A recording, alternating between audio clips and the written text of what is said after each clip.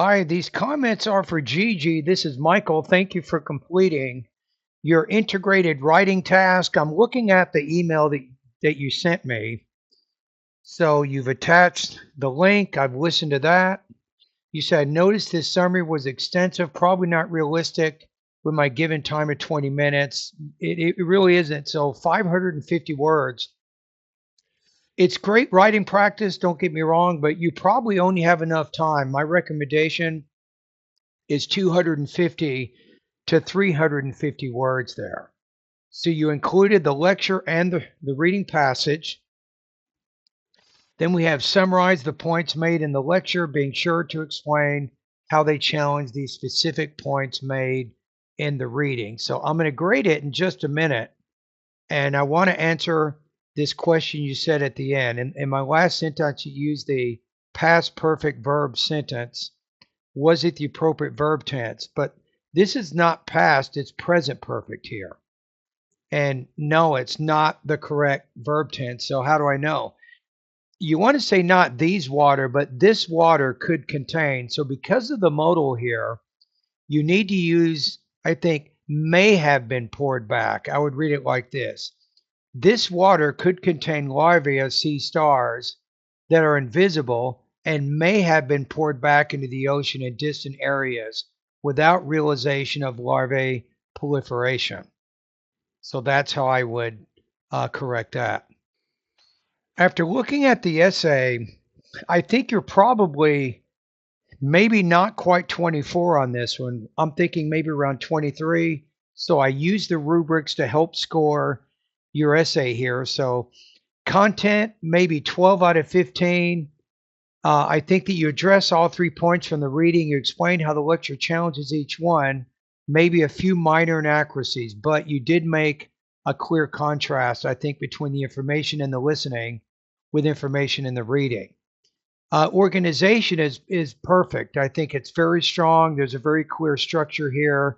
You have that introduction, 3 body paragraphs, a type of conclusion at the end. You use of transition words, things like however, meanwhile, on the other hand, are used effectively. Language use, I think this is what is where you're not going to pass. You may not get 24. This is the area you want to work at. Now, I'm going to do a little bit deeper analysis of the grammar errors in just a minute, but I'll just point out a few. So you have the listening doesn't think. I'd probably say here the lecturer argues is better. So a listening passage doesn't really think or anything. It's the lecturer, the speaker. You have awkward phrasing, native at East Asia region. I think the problem with that preposition there, you might say the native in the East Asia region. Or a parasite will decrease the sea star population by damaging male reproductive organ. A little bit unclear. Some verb tense inconsistencies, maybe some repetitive vocabulary, but the meaning is good. So I think you really need to make some progress here if you want to move this 23 to say 25 or 26. So this is probably going to put you in what's called the good range. Let me see if I have. Okay, let's do one more thing here. So your integrated writing response demonstrates good understanding of the reading and the lecture and has a clear organization. However, frequent grammar and word choice issues lower your score. With cleaner sentences and more precise vocabulary, this essay could score closer to even 26 or 27. And I already answered this one, so I'm not going to worry about that. Okay. So like I said earlier, you did a good job understanding the lecture, connecting it to the most important points in the reading, so you have a strong organization. You separated each point into its own paragraph. You have information with the reading point 1 with listening point 1. Then you have reading point 2, listening point 2, reading point 3, listening point 3. So everything is easy there. Now, the main reason that you scored in the 3 range, it's language use. So when I look at the actual rubrics here, GG, I'm looking at this area here. It says errors of usage and or grammar may be more frequent and may result in noticeably vague expressions or obscure meanings in conveying ideas and connections. So I think this is the area that I want to focus on right now. So keep that in mind. Now let's take a look at what I did here. So I've grouped the most important patterns. I look for different patterns. What are some problems that you're doing throughout the essay?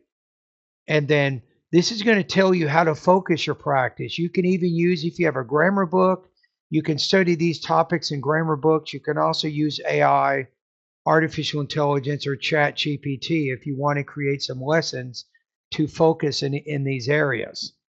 So number one, what stands out to me first is articles and determiners. Now, luckily, these don't affect the meaning too much, but if you make too many of these errors, it definitely becomes more and more noticeable. So things like you have the reading discusses about northern Pacific sea stars commonly native at East Asia region. You want to change that to native to the East Asian region, I think would be better. Or controlling this northern sea stars should be controlling these northern sea stars. Remember that you have those and these are typically used with plural nouns, and then this and that are used with singular nouns.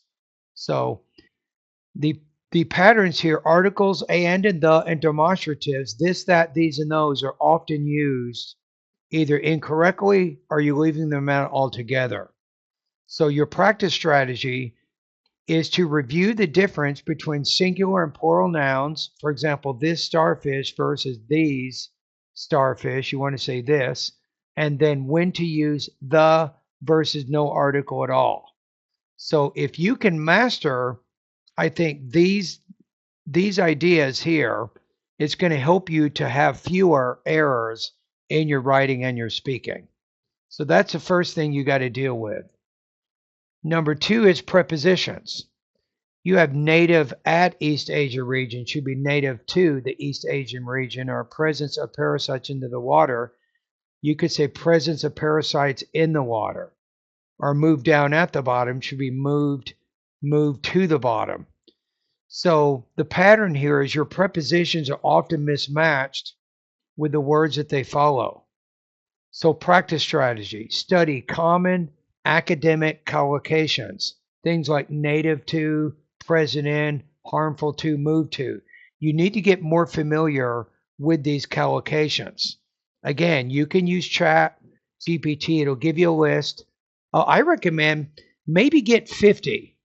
Get 50 common academic collocations from chat GPT and then create a sentence using it. So you might say native to, and then you'll have a sentence using it, and then record reading the sentences, and then you can listen to them. When you're driving around, you can maybe play your recordings through your phone or something and kind of get used to it. So I really think you need to get used to these collocations. That's going to be really important. Okay, number three, we got verb forms and agreement. So one of the strategies is you got that scientist to add, but you can't really use that there. It should be is for scientists to add a poison. Or the listening think this won't work should be the lecturer thinks this won't work. You got to change it. Once the invasive sea starts die, you want to use sea stars die, right? So the pattern is verbs sometimes do not agree with their subject, singular versus plural mismatch, or the wrong form is chosen. So you have to be careful about that. And the hard one, I think, is the I call this the third person present singular inflection S. It's you use it, I walk, you walk, he, she, it walks, she writes, he talks. You need to put that third person S on that singular verb in the present tense. That's kind of the rule there. So you want to make sure that you review this infinitive pattern here. Is for X to do Y. Is for a scientist to add a poison. You're not familiar with that particular structure, so you need to get more used to that. Okay, number 4, word choice and academic vocabulary. Be careful about using the wrong word, like listening versus the lecturer. Or you can say maybe the professor challenges this idea. You have damaging male reproductive organ. You can change this to the male reproductive organs. Sterilize the ballast. Ocean water should be sterilize the ballast water. Would be a better way to say that. So the pattern here, some phrases are too casual or they're unclear. So your practice strategy here, I think this is a good suggestion here. Build an academic phrase bank with expressions like the lecturer refutes, the professor points out, the reading maintains. Using these phrases will make your writing sound more professional and precise. I call them voice markers. And the more that you use the voice markers, Gigi, the more formal the speaking and the writing will sound. And it sounds more academic consequently. Number 5, redundancy and awkwardness. Things like move down at the bottom, you can just say move to the bottom. You don't have to say down and move at the same time. This powder from poison could eventually kill the invasive and non-invasive sea stars. You could maybe make it more concise. This powdered poison could eventually harm both invasive and native sea stars. Maybe is a little more concise way of saying that. So the pattern here is some sentences are wordy or repetitive, which makes them a little bit difficult to read. So your practice strategy here is after writing, try to shorten some of the longer sentences. So if a phrase can be expressed in fewer words without losing meaning, revise it. Now, if you want more tips, let me give you a basic kind of it's kind of a rule to help you with being more concise in your writing and your speaking. So here it is. You might want to write this down. Don't use a clause if you can use a phrase. Don't use a phrase if you can use a single word. By reducing clauses of phrases and phrases of single words, you're definitely making your writing more concise. Okay, number 6, spelling and mechanics. Examples from the essay. Sometimes a misspelling may not be a huge problem, but definitely do not mix up dye as in dyes, that color your shirt versus the soldier died in battle. These are actually different words. So if the misspelling actually changes the word and the meaning of the word, that's going to be a really big problem here. Non-evasive, I don't think this is as big of an issue, but you can put a hyphen in there. So patterns, small spelling or punctuation issues sometimes distract from your ideas.